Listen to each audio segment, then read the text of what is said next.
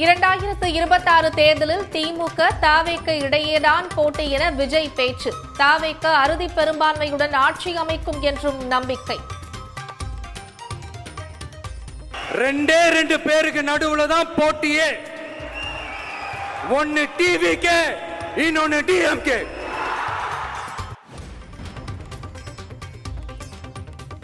பிரதமர் மோடிக்கு தமிழ்நாடு என்றாலே அலர்ஜி என்று விஜய் விமர்சனம். தமிழ்நாட்டு மக்கள் பல பேருக்கு தண்ணீர் காட்டியவர்கள் என்று பேச்சு. ஏன் ஜி தமிழ்நாடு தமிழர்கள்னாலே அலர்ஜி? தமிழ்நாட்டில இருந்து வர ஜிஎஸ்டியே கரெக்டா வாங்கிக்கிறீங்க, ஆனா தமிழ்நாட்டுக்கு பட்ஜெட்ல நிதி ஒதுக்க மாட்டேங்கிறீங்க. இங்க படிக்கிற நம்ம பிள்ளைங்களோட படிப்புக்கு நிதி ஒதுக்க மாட்டேங்கிறீங்க, ஆனா மும்மொழி கொள்கையை திணிக்கிறீங்க. தமிழ்நாட்டில் எப்போதும் திமுக அதிமுக இடையேதான் போட்டி என விஜய்க்கு அதிமுக பதிலடி. கட்சி ஆரம்பித்து எத்தனை முறை விஜய் களத்துக்கு வந்தார் என்று பாஜகவின் அண்ணாமலை கேள்வி. கட்சி ஆரம்பிச்சு எத்தனை முறை வெளியே வந்தீங்க? எத்தனை முறை ஏசி காரை தாண்டி வெளியே வந்தீங்க? எத்தனை முறை மண்டபத்தில் மீட்டிங் போட்டீங்க? அதனால சகோதரர் விஜயாக இருக்கட்டும், யாராக இருந்தாலும் பேசுவதற்கு உரிமை இருக்கு. ஆனா களத்துல மக்கள் யாருக்கு யார் எதிரின்னு ஒரு ஓட்டர் முடிவு பண்றாங்க. நிலநடுக்கத்தால் வீடுகள் உடைமைகளை இழந்து சாலைகளில் தஞ்சமடைந்த மக்கள்.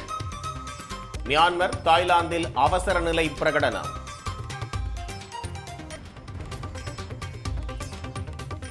சட்டம் ஒழுங்கு குறித்து பேச அனுமதிக்கவில்லை என கூறி சட்டப்பேரவையில் அதிமுக எம்எல்ஏக்கள் அமளி. கேள்விகளுக்கு பதிலளிக்க தயார், டிவியை பார்த்து தெரிந்து கொண்டேன் என கூற மாட்டேன் என்று முதலமைச்சர் பதிலடி. மக்களை திசை திருப்புவதற்காகவே வீண் புரளிகளை கிளப்பாமல் எதிர்க்கட்சி தலைவராக இருந்தாலும் அவர் கூட்டணி வைக்க துடித்து கொண்டிருக்கக்கூடிய கட்சியாக இருந்தாலும் ஆக்கப்பூர்வமான அரசியல் செய்ய முன்வாருங்கள். மக்கள் பிரச்சனையை பேச பேரவைத் தலைவர் அனுமதிக்கவில்லை என்று எடப்பாடி பழனிசாமி குற்றச்சாட்டு. திட்டமிட்டு வெளியேற்றி இருப்பதாக பேரவைக்கு வெளியே பேட்டி.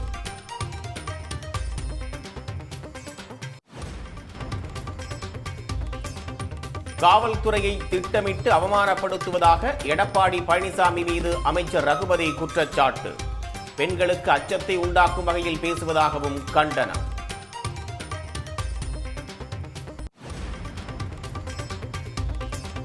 மராட்டிய துணை முதலமைச்சர் ஏக்நாத் ஷிண்டேவை விமர்சித்த காமெடியன் குனால் கம்ராவுக்கு முன்ஜாமீன். வானூர் நீதிமன்றத்தை அணுகி ஜாமீன் பெற்றுக்கொள்ள சென்னை உயர்நீதிமன்றம் உத்தரவு.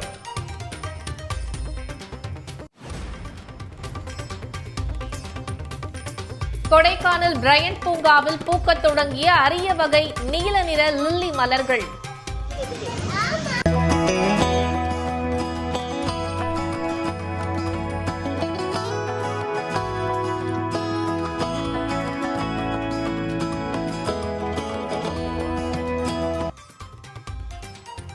காலநிலைக்கு ஏற்ப மஞ்சள், வெள்ளை, இளஞ்சிவப்பு நிறங்களில் மலரும் பூக்களை காண சுற்றுலா பயணிகள் ஆர்வம்.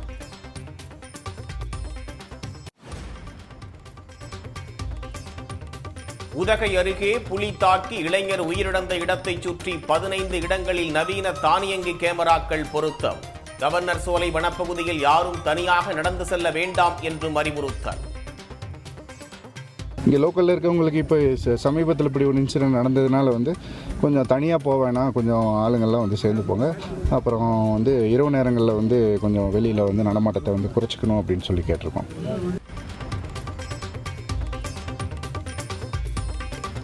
ஒன்றிய அரசு ஊழியர்களுக்கு 2% அகவிலைப்படி உயர்வு வழங்க ஒன்றிய அமைச்சரவை ஒப்புதல். அகவிலைப்படி உயர்வால் குறைந்தபட்ச ஓய்வூதியம் 9,000 ரூபாயில் இருந்து 13,950 ரூபாயாக அதிகரிக்கும். ஐபிஎல் சீசனில் பெங்களூருவுக்கு எதிரான போட்டியில் சென்னை சூப்பர் கிங்ஸ் பந்துவீச்சு. அதிரடி ரன் குவிப்பில் ஆர்சிபி அணி வீரர்கள். 2026 சட்டப்பேரவைத் தேர்தலில் தாவேக திமுக இடையேதான் போட்டி என்று கூறியிருக்கும் விஜய், தமிழ்நாடு என்றாலே பிரதமர் மோடிக்கு அலர்ஜி என்றும் விமர்சித்தார். சென்னை திருவான்மையூரில் தாவேகாவின் முதல் பொதுக்குழு கூட்டம் நடைபெற்றது.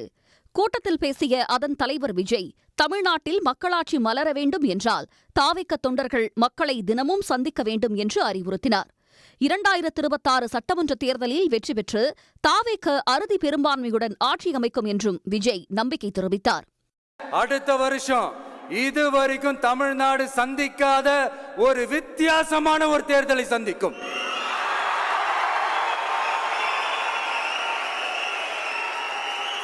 ரெண்டு பேருக்கு நடுவுல தான் போட்டியே. ஒன்னு டிவிகே, இன்னொன்னு டிஎம்கே. தமிழ்நாடு என்றாலே பிரதமர் மோடிக்கு அலர்ஜி என்று கடுமையாக சாடிய விஜய், தமிழ்நாட்டில் படிக்கும் குழந்தைகளுக்கு கல்வி நிதியை ஒதுக்காமல் மும்மொழிக் கொள்கையை திணிப்பதாக குற்றம் சாட்டினார். ஏன் ஜி தமிழ்நாடு தமிழர்கள்னாலே அலர்ஜி?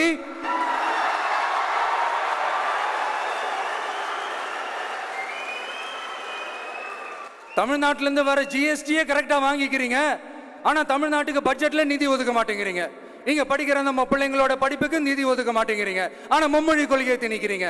டீலிமிட்டேஷன் என்ற பேர்ல தமிழ்நாட்டோட பார்லிமெண்ட் சீட்ஸ்லையும் கை வைக்க பாக்குறீங்க. ஒரே நாடு ஒரே தேர்தல் நீங்க ஸ்டார்ட் பண்ணப்பவே புரிஞ்சிருச்சு பிரதமர் சார் உங்க பிளான் என்னன்னு. தமிழ்நாட்டை கொஞ்சம் கேர்ஃபுல்லா ஹேண்டில் பண்ணுங்க சார்.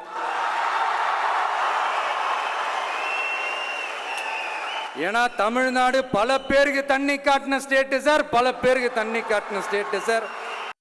தாவேக என்ற கட்சியை தொடங்கியது முதலே அதிமுக குறித்து விமர்சனம் வைக்காத விஜய், தாவேக பொதுக்குழு கூட்டத்திலும் அதிமுக குறித்து ஒரு வார்த்தை கூட பேசவில்லை. மதுரையில் காவலர் கல்லால் அடித்துக் கொல்லப்பட்டது தொடர்பாக விவாதிக்க கோரி சட்டப்பேரவையில் தொடர்ந்து அமளியில் ஈடுபட்ட அதிமுக உறுப்பினர்கள் அவையில் இருந்து வெளியேற்றப்பட்டனர். மேலும் ஒரு நாள் முழுவதும் அவை நடவடிக்கைகளில் இருந்து சஸ்பெண்ட் செய்யப்பட்டனர். தமிழ்நாடு சட்டப்பேரவையில் அவை நடவடிக்கை தொடங்கியதும் கேள்வி நேரத்திற்கு அனுமதி அளிக்கப்பட்டது. அதன் பின்னர் நேரமில்லா நேரத்தில் மானிய கோரிக்கைகள் மற்றும் அமைச்சர் மீது கொண்டுவரப்பட்ட வெட்டு தீர்மானங்கள் ஆகியவற்றின் மீதான விவாதத்திற்கு பதிலளிக்க துணை முதலமைச்சர் உதயநிதி ஸ்டாலினுக்கு சபாநாயகர் அப்பாவு அனுமதி அளித்தார். அப்போது குறுக்கிட்ட எதிர்க்கட்சித் தலைவர் எடப்பாடி பழனிசாமி மற்றும் அதிமுக உறுப்பினர்கள் மதுரை நாவார்பட்டியில் மதுக்கடை ஒன்றில் முத்துக்குமார் என்ற போலீஸ்காரர் கல்லால் அடித்துக் கொல்லப்பட்ட சம்பவத்தை விவாதிக்குமாறு வலியுறுத்தினார். ஆனால் நேரமில்லா நேரத்தில் விவாதிப்பதற்கு அரை மணி நேரத்திற்கு முன்பே தெரிவித்திருக்க வேண்டுமென்று தெரிவித்த சபாநாயகர் அப்பாவுவின் விளக்கத்தை எதிர்க்கட்சி உறுப்பினர்கள் ஏற்கவில்லை. பேரவைத் தலைவர் அவர்களே, அரண்மனையில் இருந்த அமைதியா உட்காருங்க. இல்ல அப்படி இல்ல, உட்காருங்க. எல்லாம் இந்த பதில கேளுங்க.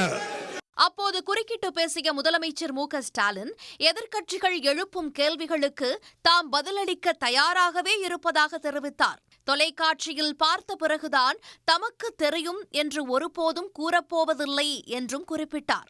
இதனால் எதிர்க்கட்சி உறுப்பினர்கள் அமளியில் ஈடுபட்டனர். அவை முன்னவர்கள் தெளிவாக சொல்லியிருக்கிறார்கள். அது நேரமில்லா நேரமாக இருக்கக்கூடிய பிரச்சனையாக இருந்தாலும் ஒரு குறிப்பிட்ட நேரத்திற்கு முன்பு தர வேண்டும் என்பது விதிமுறையில் இருக்கிறது. மரபுபடி கடைபிடித்துக் கொண்டிருக்கிறோம். அப்படி கடைபிடித்தால் அனுமதியுங்கள், இல்லை என்றால் அனுமதிக்கக்கூடாது. இன்னொன்றே சொல்லுகிறேன், அவங்க கேட்கக்கூடிய கேள்விக்கு நாம் பதில் சொல்வதற்கு தயாராக இருக்கிறேன். அதில் எந்த மாற்றம் கிடையாது. நாம் டிவியை பார்த்துவிட்டால் தெரிந்து கொண்டேன் என்று சொல்வதற்கு தயாராக இருக்கிறேன். நீங்க திருப்பி பேசுறீங்களா? அதனால் உங்களுடைய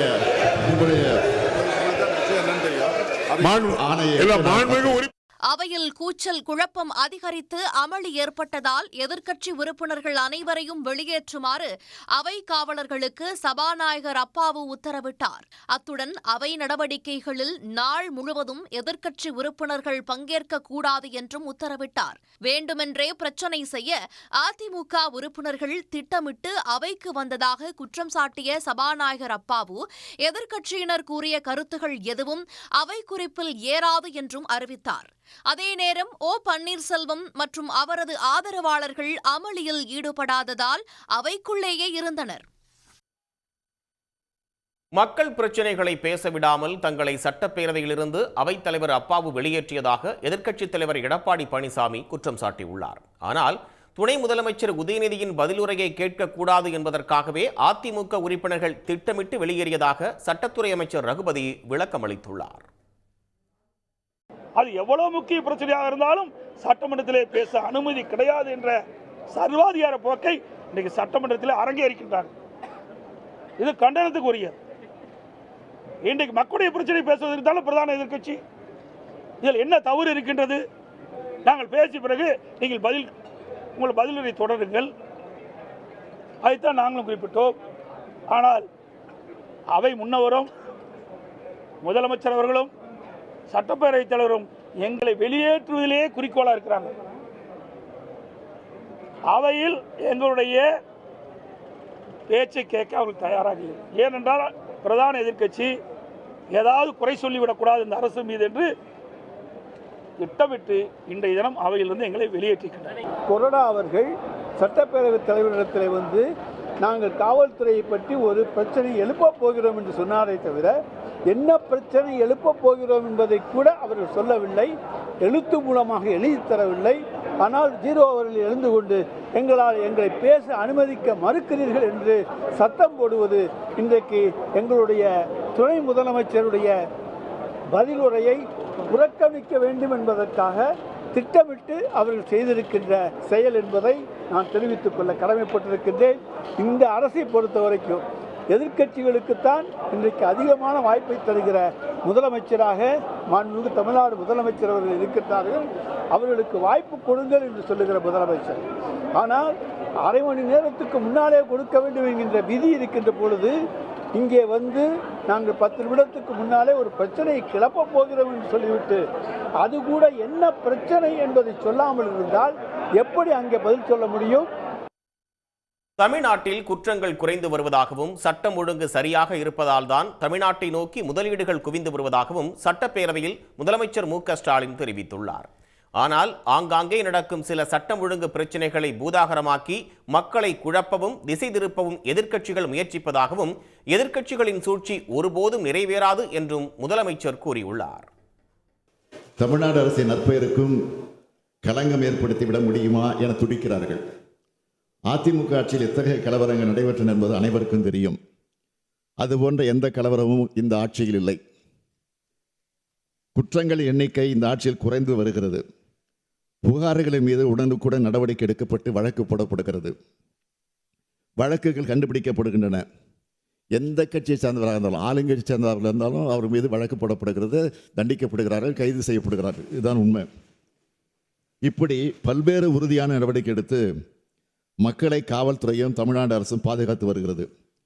ஆகவே சில நேரங்களில் நடைபெறும் தொடர் சம்பவங்களை வைத்து தமிழ்நாட்டில் சட்டம் ஒழுங்கே சீர்கட்டு விட்டதாக மக்களை திசை திருப்புவதற்காகவே வீண் புரளிகளை கிளப்பாமல் எதிர்க்கட்சி தலைவராக இருந்தாலும் அவர் கூட்டணி வைக்க துடித்து கொண்டிருக்கக்கூடிய கட்சியாக இருந்தாலும்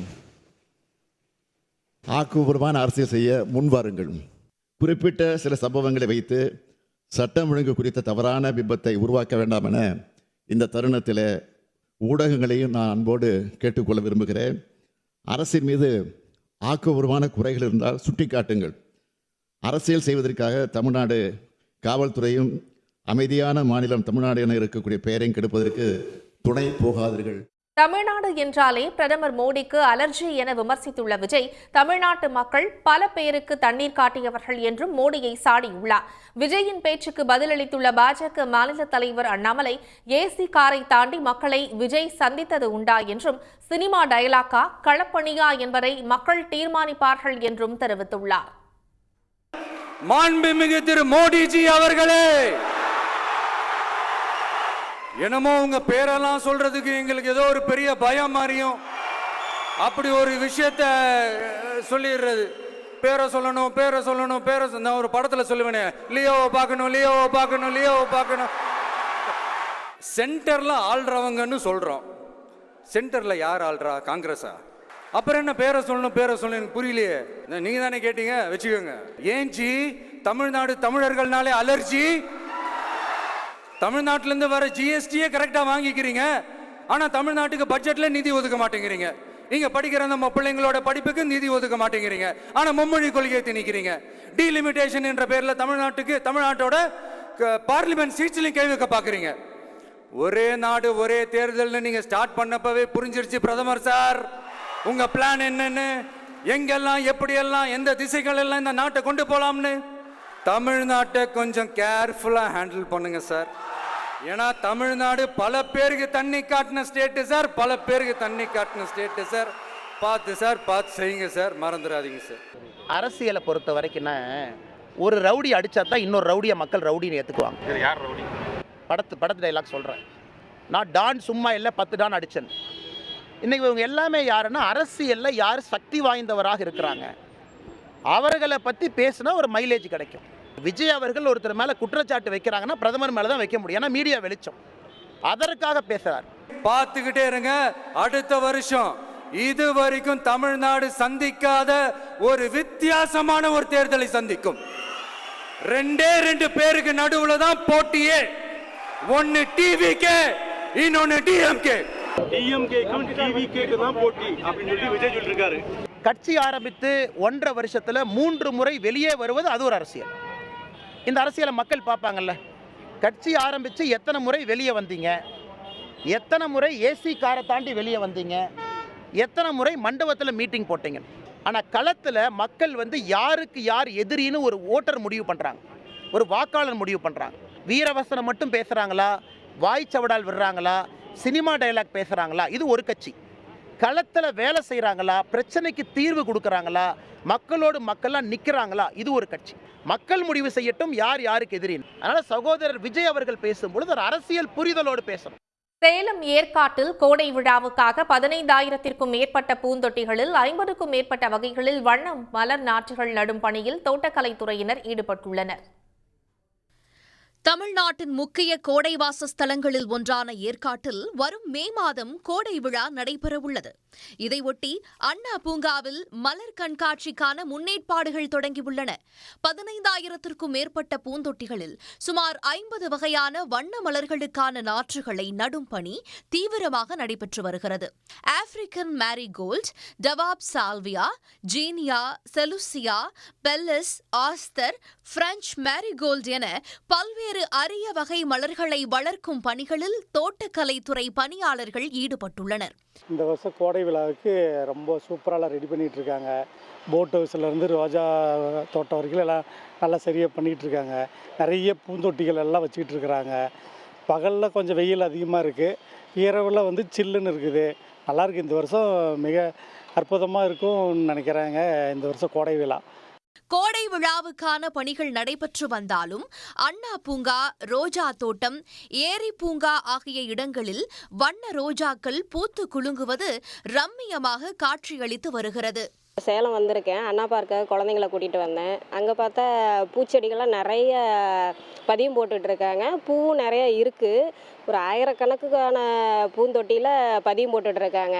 ஏற்காடு ஃப்ளவர் ஷோவுக்காக ரெடி பண்ணிகிட்ருக்கோன்னு வேலையாட்கள் சொன்னாங்க. நிறைய பேர் இதுக்காக பராமரிப்பு பணியிலையும் ஈடுபட்டிருக்காங்க. ஏற்காடு கோடை விழாவை ஒட்டி சுற்றுலா பயணிகளின் வசதிக்காக மலைப்பாதை வழிகளில் பராமரிப்பு மற்றும் சீரமைப்பு பணிகளும் நடைபெற்று வருகின்றன. சன் நியூஸ் செய்திகளுக்காக சேலத்தில் இருந்து SD குமரேசன்.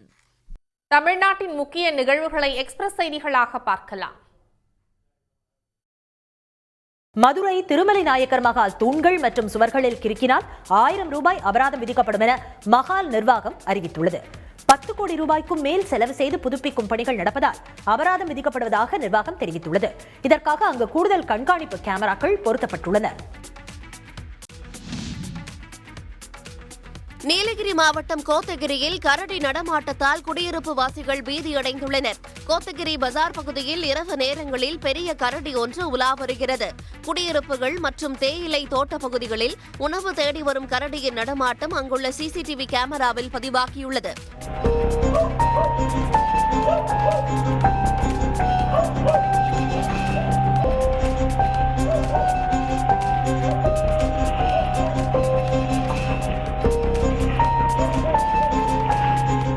பொதுமக்களை அச்சுறுத்தி வரும் கரடியை உடனடியாக கூண்டு வைத்து பிடிக்க வேண்டும் என அப்பகுதி மக்கள் கோரிக்கை விடுத்துள்ளனர். தமிழ்நாட்டில் வழக்கறிஞர்களுக்கு வேலைவாய்ப்பு ஏற்படுத்த வேண்டும் என்ற காரணத்திற்காக தற்காலிகமாக சட்டக்கல்லூரி தொடங்குவது நிறுத்தி வைக்கப்பட்டுள்ளதாக சட்ட அமைச்சர் ரகுபதி தெரிவித்துள்ளார். சட்டப்பேரவையில் அதிமுக உறுப்பினர் KP முனுசாமி எழுப்பிய கேள்விக்கு பதிலளித்த அவர், தமிழகத்தில் 15 அரசு சட்டக்கல்லூரிகள், 12 தனியார் சட்டக்கல்லூரிகள் உள்ளதாக கூறினார். இவற்றில் 48,550 மாணவர்கள் பயின்று வருவதாகவும், தமிழ்நாடு புதுச்சேரி பார் கவுன்சிலில் 1,75,000 வழக்கறிஞர்கள் பதிவு செய்திருப்பதாகவும் ரகுபதி தெரிவித்தார். திருவள்ளூர் மாவட்டம் பழவேற்காடு அருகே தொழிலுக்கு இடையூறாக உள்ள பிற கிராம மீனவர்கள் மீது நடவடிக்கை கோரி கோரைக்குப்பம் மீனவ கிராம மக்கள் 100க்கும் மேற்பட்டோர் கோட்டாட்சியர் அலுவலகத்தை முற்றுகையிட்டனர். தடை செய்யப்பட்ட சுருக்குமடி வலைகளை அவர்கள் பயன்படுத்தி வருவதோடு மீன்வளத்துறை அதிகாரிகளால் அனுமதிக்கப்பட்ட தங்களின் வலைகளை கிழித்து சேதப்படுத்தி வருவதாக கோரைக்குப்பம் மீனவர்கள் குற்றம் சாட்டியுள்ளனர். எங்கள் ஊரில் சரியாக தொழில் பண்ண முடியல. தொழிலுக்கு போனால் பிரச்சனை நடக்குது. பக்கத்து ஊருக்காரங்க வந்து எங்கள் வலையை கிழிக்கிறது, வலையை சேதப்படுத்துகிறாங்க. பழவேற்காடு மீன் மார்க்கெட்டில் எங்கள் ஊர் மீனே வாங்கக்கூடாது அப்படின்னு சொல்லி வச்சுருக்காங்க. அதை போய் நாங்கள் கேட்டோம்னாக்கா, நாங்கள் கொஞ்சம் மீன் பிடிச்சா கூட செட்டுக்காரங்களோ மீன் வியாபாரிங்க உங்கள் ஊர் மீனை வாங்கக்கூடாதுன்னு சொல்லி வச்சுருக்காங்க, அதனால் நாங்கள் வாங்க மாட்டோம் அப்படின்னு சொல்கிறாங்க. ஜூன் மாதத்தில் இருந்து சென்னை புறநகர் பகுதிகளில் மினி பேருந்து சேவை தொடங்கப்படும் என அமைச்சர் சிவசங்கர் தெரிவித்துள்ளார். சட்டப்பேரவையில் இதனை இன்று கூறிய அவர், மினி பேருந்து சேவையை முதலமைச்சர் தொடங்கி வைப்பார் என்றும் தெரிவித்தார். சென்னை குடிநீர் தேவைக்காக ஆந்திராவின் கண்டலேறு அணையில் இருந்து திறந்து விடப்பட்ட கிருஷ்ணா நதிநீர் தமிழக எல்லையான ஊத்துக்கோட்டை 0 பாயிண்டை வந்தடைந்தது. கிருஷ்ணா நதிநீரை ஆந்திர நீர்ப்பாசனத்துறை அதிகாரிகள் மற்றும் தமிழ்நாட்டு நீர்வளத்துறை அதிகாரிகள் இணைந்து மலர் தூவி வரவேற்றனர்.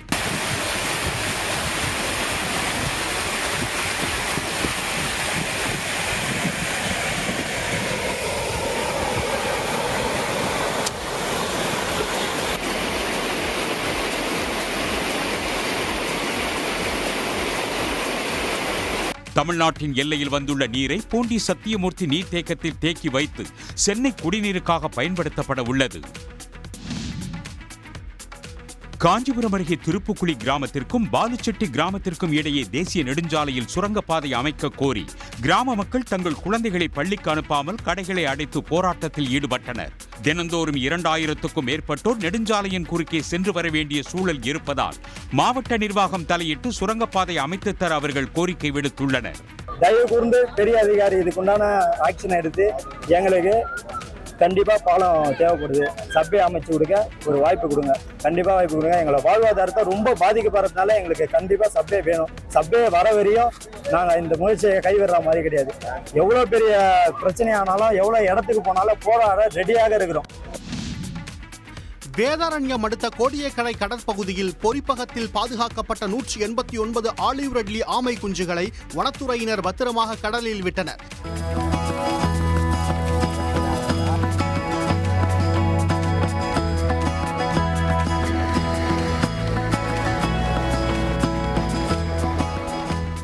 அழிந்து வரும் நிலையில் உள்ள ஆலிவ் ரெட்லி ஆமைகளின் ஆயுட்காலம் 300 ஆண்டுகளாகும்.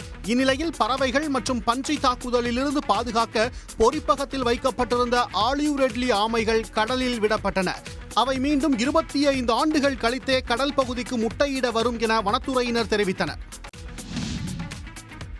கோவை மதுக்கரை சுற்றுவட்டார பகுதிகளில் ஆடு மற்றும் வளர்ப்பு நாய்களை தொடர்ந்து வேட்டையாடி வரும் சிறுத்தையை கூண்டு வைத்து பிடிக்க வனத்துறையினர் நடவடிக்கை மேற்கொண்டிருக்கின்றனர். கடந்த 10 நாட்களாக குமிட்டிப்பதி மற்றும் முருகன்பதி ஆகிய இடங்களில் ஆடுகள் மற்றும் வளர்ப்பு நாயை சிறுத்தை வேட்டையாடி கொன்றது. சிறுத்தையை பிடிக்க குமிட்டிப்பதியில் கூண்டு வைத்துள்ள வனத்துறையினர் தற்போது முருகன்பதியிலும் சிறுத்தையை கூண்டு வைத்து பிடிக்க நடவடிக்கை எடுத்துள்ளனர். நீலகிரி மாவட்டம் கோத்தகிரியில் பூத்துள்ள வெர்னோனியா மலர்கள் சுற்றுலா பயணிகளை வசீகரித்துள்ளது. ஈரப்பதமான இலை உதிர் காடுகளில் மட்டும் பூக்கக்கூடிய வெர்னோனியா மலர்கள் ஆண்டுக்கொரு முறை பூக்கும். தற்போது கோத்தகிரியில் கேத்தரின் நீர்வீழ்ச்சி செல்லும் சாலையில் தேயிலை தோட்டங்களை வெர்னோனியா மலர்கள் அலங்கரித்துள்ளன.